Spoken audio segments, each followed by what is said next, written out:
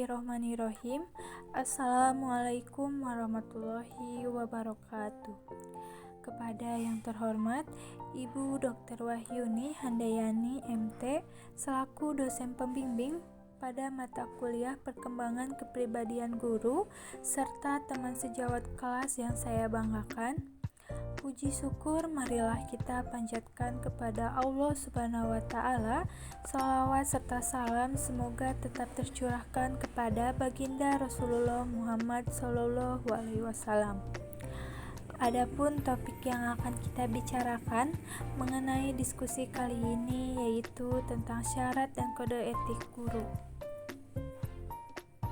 Sebelumnya, saya akan memperkenalkan anggota kelompok 12 dengan materi syarat dan kode etik guru, yang dimana anggota kelompoknya bernama Muhammad Taufik Huda dengan NIM 11920700043 selaku pemateri pertama. Kemudian ada Nurhalia Maulida Putri dengan NIM 12020070054 selaku pemateri kedua. Kemudian yang terakhir saya sendiri, Prananda Diana Putri dengan NIM 12020070058 selaku moderator dan pemateri ketiga. Selanjutnya kepada pemateri pertama yaitu Kang Muhammad Taufik Huda dipersilakan untuk memaparkan materinya. Baik, terima kasih kepada moderator atas waktunya. Materi pertama akan dijelaskan oleh saya Muhammad Taufik Huda dengan NIM 11920700043. Definisi profesi. Profesi diartikan sebagai suatu jabatan atau pekerjaan tertentu yang mensyaratkan pengetahuan dan keterampilan khusus yang diperoleh dari pendidikan akademis yang intensif, sehingga dapat disimpulkan bahwa profesi adalah suatu pekerjaan atau jabatan yang menuntut keahlian tertentu. Artinya, profesi merupakan suatu pekerjaan atau jabatan yang tidak dapat dipegang oleh sembarangan orang, tetapi memerlukan persiapan melalui pendidikan dan pelatihan secara khusus. Pada hakikatnya, profesi merupakan suatu pernyataan atau janji terbuka yang menyatakan bahwa seseorang itu mengabdikan dirinya pada suatu jabatan atau pelayanan karena orang tersebut merasa terpanggil untuk menjabat pekerjaan tersebut. Materi yang kedua yaitu definisi profesi guru.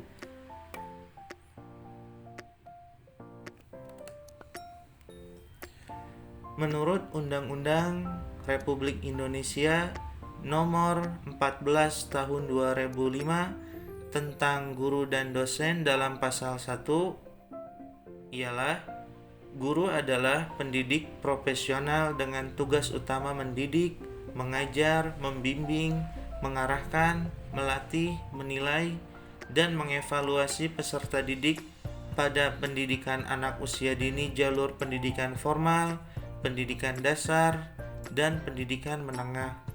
Dosen adalah pendidik profesional dan ilmuwan dengan tugas utama mentransformasikan, mengembangkan, dan menyebarluaskan ilmu pengetahuan, teknologi, dan seni melalui pendidikan, penelitian, dan pengabdian kepada masyarakat. Menurut Rickey tahun 1987, sebagaimana dikutip oleh Sutipto dan Kosasi dalam bukunya pada halaman 17 2009 mengemukakan ciri-ciri guru sebagai profesi adalah sebagai berikut. 1. Adanya komitmen daripada guru bahwa jabatan itu mengharuskan pengikutnya menjunjung tinggi martabat kemanusiaan lebih dari mencari keuntungan diri sendiri. Yang kedua, suatu profesi menyaratkan orangnya mengikuti persiapan profesional dalam jangka waktu tertentu. Yang ketiga, harus selalu menambah pengetahuan agar terus-menerus berkembang dalam jabatannya. Yang keempat, memiliki kode etik jabatan. Yang kelima, memiliki kemampuan intelektual menjawab masalah-masalah yang dihadapi. Yang keenam, selalu ingin belajar terus-menerus mengenai bidang keahlian yang ditekuni. Yang ketujuh, menjadi anggota dari suatu organisasi profesi. Yang kedelapan, jabatan itu dipandang sebagai suatu karir hidup. Demikian penjelasan dari saya. Saya serahkan kembali kepada moderator. Baik, terima kasih kepada Kang Muhammad Taufik Huda. Selanjutnya yaitu pemaparan materi kedua yang akan disampaikan oleh Nurhalia Maulida Putri. Kepada Nurhalia dipersilakan. Syarat profesi guru. Guru dapat melaksanakan evaluasi yang efektif serta menggunakan hasilnya untuk mengetahui peserta didik dan kemajuan peserta didik serta dapat melakukan perbaikan dan pengembangan. Tetapi, seiring dengan kemajuan teknologi informasi, guru tidak lagi hanya bertindak sebagai penyaji informasi, tapi juga harus mampu bertindak sebagai fasilitator, motivator, dan pembimbingan yang lebih banyak memberikan kesempatan kepada peserta didik untuk mencari dan mengolah sendiri informasi. Menurut National Education Association atau yang disingkat dengan NEA, syarat guru sebagai profesi terpenuhi karena memiliki kriteria. Yang pertama, jabatan melibatkan kegiatan intelektual. Kedua, jabatan yang menggeluti suatu batang tubuh ilmiah khusus. Ketiga, jabatan yang memerlukan persiapan profesional yang lama. Keempat, jabatan yang melibatkan memerlukan latihan dalam jabatan yang berkesinambungan.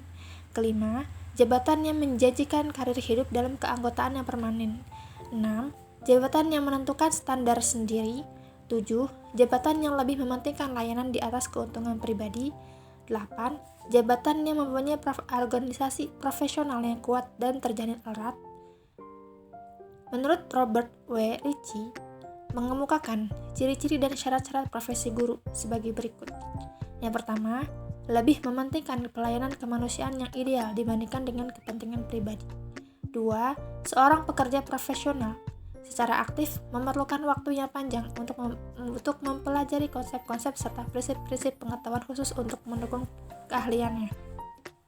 Ketiga, memiliki kualifikasi tertentu untuk memasuki profesi tersebut serta mampu mengikuti perkembangan dalam pertumbuhan jabatan. 4. Memiliki kode etik yang mengatur keanggotaan, tingkah laku, sikap, dan cara kerja. 5. Membutuhkan suatu kegiatan intelektual yang tinggi. Baik, terima kasih kepada Nurhalia. Selanjutnya yaitu pemaparan materi yang ketiga oleh saya sendiri. Selanjutnya yaitu materi tentang kode etik profesi guru. Pengertian kode etik dan kode etik guru.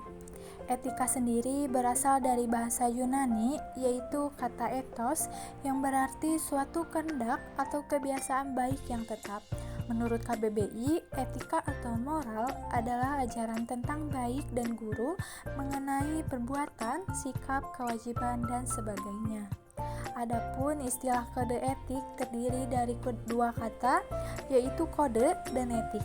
Etik berasal dari bahasa Yunani kuno atau ethos yang berarti watak, adab, atau cara hidup. Dapat diartikan juga bahwa etik itu menunjukkan cara berbuat yang menjadi adat karena persetujuan dari kelompok manusia. Dan etik pada umumnya digunakan untuk pengkajian sistem-sistem nilai. Menurut Jamaraah pada tahun 2000, kode etik guru adalah ketentuan yang mengikat semua sikap dan perbuatan guru. Kode etik guru ini juga diperlukan untuk menghindari dari tindakan-tindakan yang semena-mena atau melakukan perbuatan susila kepada peserta didik yang diajari. Adapun tujuan kode etik guru yaitu sebagai landasan dan standar perilaku guru. Nah, kode etik profesi guru secara umum bertujuan untuk memposisikan guru sebagai suatu profesi yang terhormat, mulia, dan martabat yang dilindungi oleh UU menurut Hermawan pada tahun 1979. Kode etik adalah sebagai berikut. Yang pertama yaitu menjunjung tinggi martabat profesi, yang kedua menjaga dan memelihara kesejahteraan, yang ketiga meningkatkan pengabdian para anggota profesi, yang keempat meningkatkan mutu profesi, dan yang kelima yaitu meningkatkan mutu organisasi profesi. Adapun fungsi kode etik guru, pada umumnya kode etik memiliki fungsi ganda, yaitu sebagai perlindungan dan pengembangan bagi profesi. Salah satunya fungsi kode etik secara khusus yaitu yang pertama sebagai pedoman pelaksanaan tugas profesional dan pedoman bagi masyarakat sebagai seseorang profesional. Yang kedua, melindungi suatu profesi dari campur tangan pemerintah. Yang ketiga, mencegah terjadinya pertentangan antara internal dalam suatu profesi. Yang keempat, melindungi para praktisi dari kesalahan praktik suatu profesi. Yang kelima, sebagai penghubung antara dan saling mendukung dalam bidang mensukseskan misi mendidik peserta didik. Yang keenam yaitu agar guru terhindar dari penyimpangan tugas yang menjadi tanggung jawabnya. Yang ketujuh, untuk mengatur hubungan guru dengan murid, teman sejawat, masyarakat, dan juga pemerintah. Yang kedelapan, sebagai pegangan dan pedoman tingkah laku guru agar lebih bertanggung jawab pada profesinya. Yang kesembilan, pemberi arah dan petunjuk yang benar kepada mereka yang menggunakan profesinya dalam melaksanakan tugas. Selanjutnya yaitu tentang Kode Etik Guru Indonesia. Adapun rumusan kode etik guru yang merupakan kerangka pedoman guru dalam melaksanakan tugas dan tanggung jawabnya sesuai dengan hasil Kongres PGRI yang ke-13 yang terdiri dari 9 poin. Yang pertama yaitu guru harus berbakti membimbing anak didik seutuhnya untuk membentuk manusia pembangunan yang berpancasila. Yang kedua, guru memiliki kejujuran profesional dalam menerapkan kurikulum sesuai dengan kebutuhan anak didik masing-masing. Yang ketiga, guru mengadakan komunikasi terutama dalam memperoleh informasi tentang anak didik tetapi menghindarkan diri dari segala bentuk penyalahgunaan. Untuk itu, ada hal-hal yang perlu diperhatikan. Di antaranya yaitu yang pertama, segala bentuk kelakuan dan ketakutan harus dihilangkan dari perasaan anak didik, tetapi sebaliknya harus dirangsang sedemikian rupa sehingga tercipta sifat terbuka, berani mengemukakan pendapat dan mampu memecahkan segala masalah yang dihadapinya.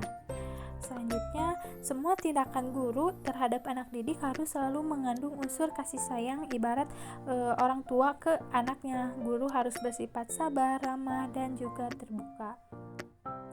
Kemudian diusahakan guru dan anak didik dalam satu kebersamaan itu berorientasi agar tidak menimbulkan suasana konflik antara guru dan peserta didik.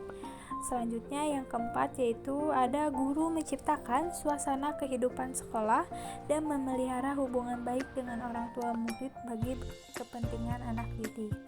Yang kelima, guru memelihara hubungan baik dengan masyarakat di sekitar sekolah maupun masyarakat yang lebih luas untuk kepentingan pendidikan. Yang keenam, guru secara sendiri atau secara bersama-sama berusaha mengembangkan dan meningkatkan mutu profesinya. Yang ketujuh, guru menciptakan dan memelihara hubungan baik antar sesama guru, baik berdasarkan lingkungan kerja maupun di dalam hubungan keseluruhan.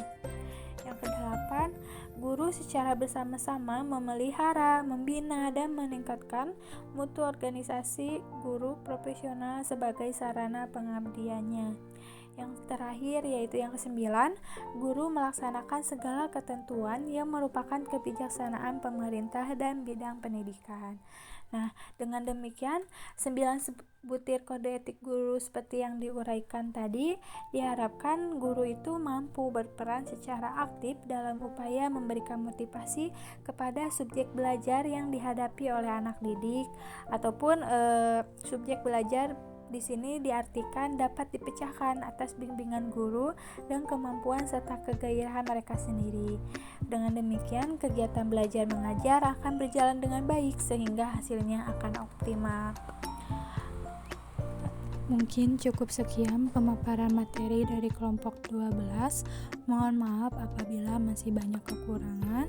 Saya ucapkan terima kasih. Wassalamualaikum warahmatullahi wabarakatuh.